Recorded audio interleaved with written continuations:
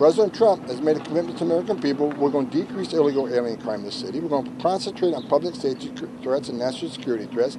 The data proves what we're doing. We're going to keep President Trump's promise to American people. He was given the mandate to do this. Number one issue, secure the border and deal with illegal alien crime in this country, and that's exactly what we're doing.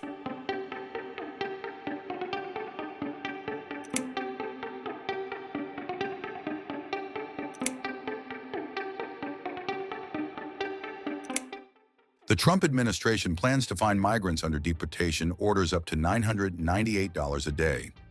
Those who fail to leave the U.S. could reportedly face property seizures under expanded enforcement rules.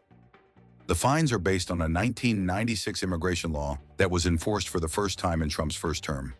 Trump now plans to apply the penalties retroactively for up to 5 years. This could lead to total fines exceeding $1 million per migrant, according to a Trump official. Emails show that the White House wants Customs and Border Protection to manage the fines and seizures. The Justice Department's Asset Forfeiture Division may also be used to seize migrants' property. The Department of Homeland Security warned of the fines in a social media post on March 31st. A DHS spokesperson said that those who fail to leave will face consequences, including daily fines. The planned fines target the roughly 1.4 million migrants who have been ordered removed by an immigration judge.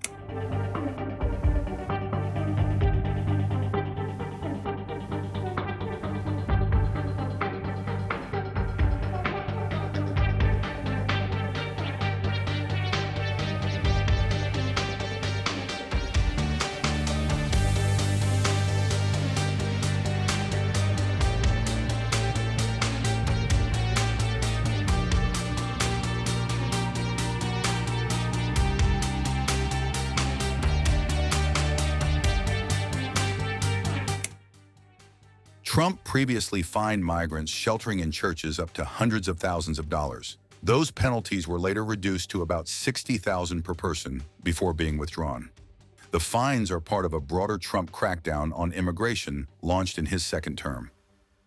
When you talk about common sense, I say we're the party of common sense, but the Democrats also, they have plenty of common sense, and that's why so many are here today and so many supported what we're doing. The very government that was supposed to protect their daughters instead opened our borders and transported the world's most dangerous criminals straight into their communities.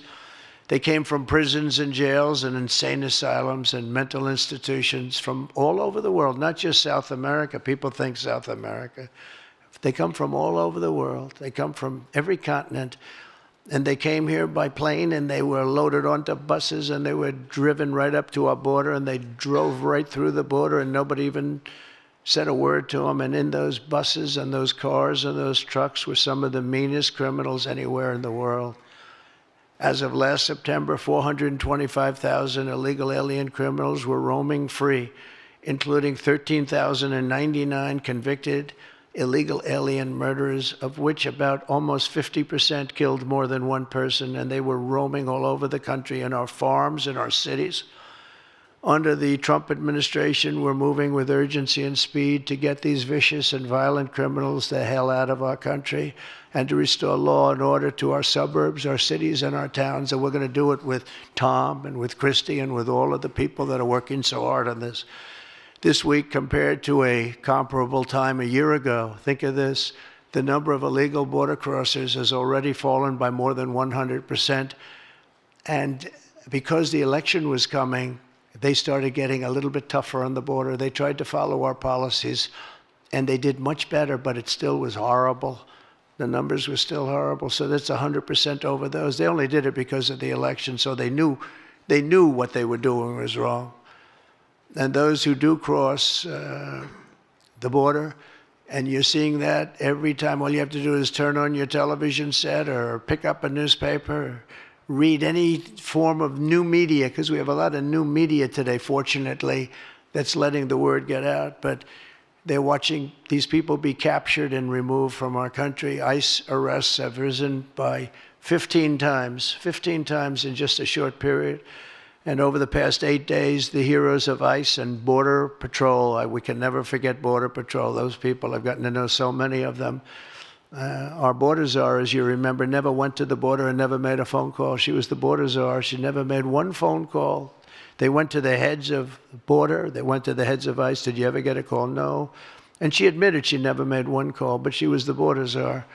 And that's exactly what our border was all about. The heroes of ICE have arrested thousands and thousands of illegal alien criminals, including hundreds of gang members, traffickers, child predators, terrorists, and murderers.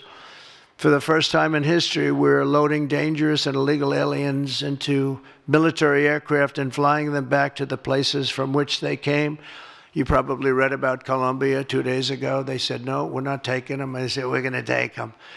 You're going to take them. You're going to like it, too. You're going to take them.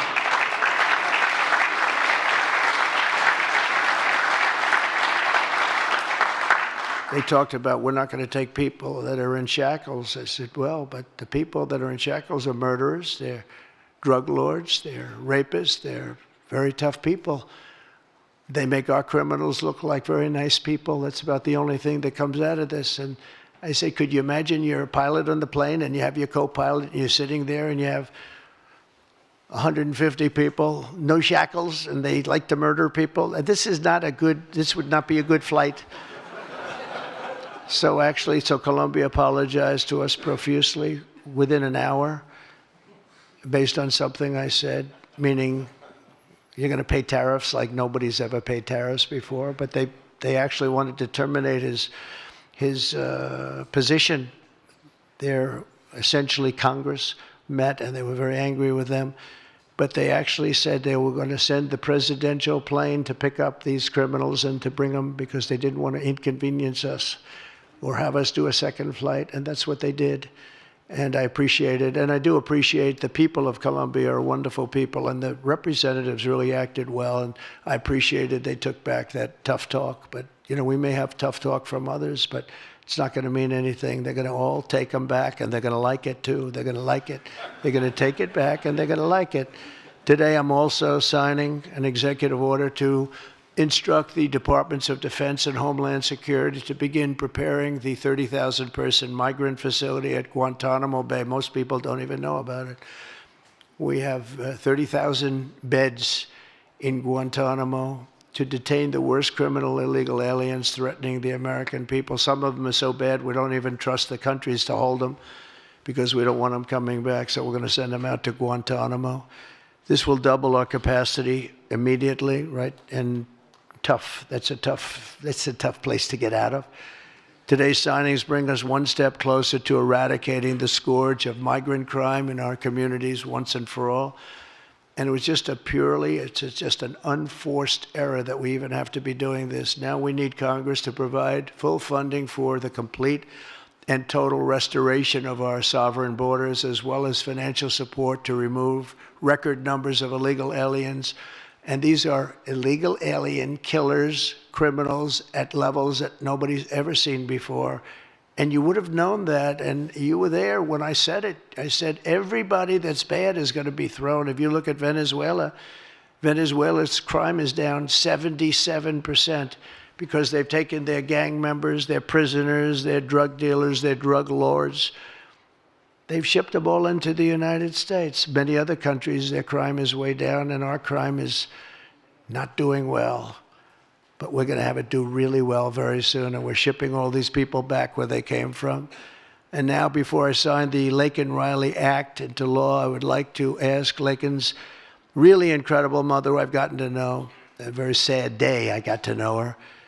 But this is an amazing tribute to an amazing young person. And if you could come up, Allison, and say a few words, that would be great. Thank you very much.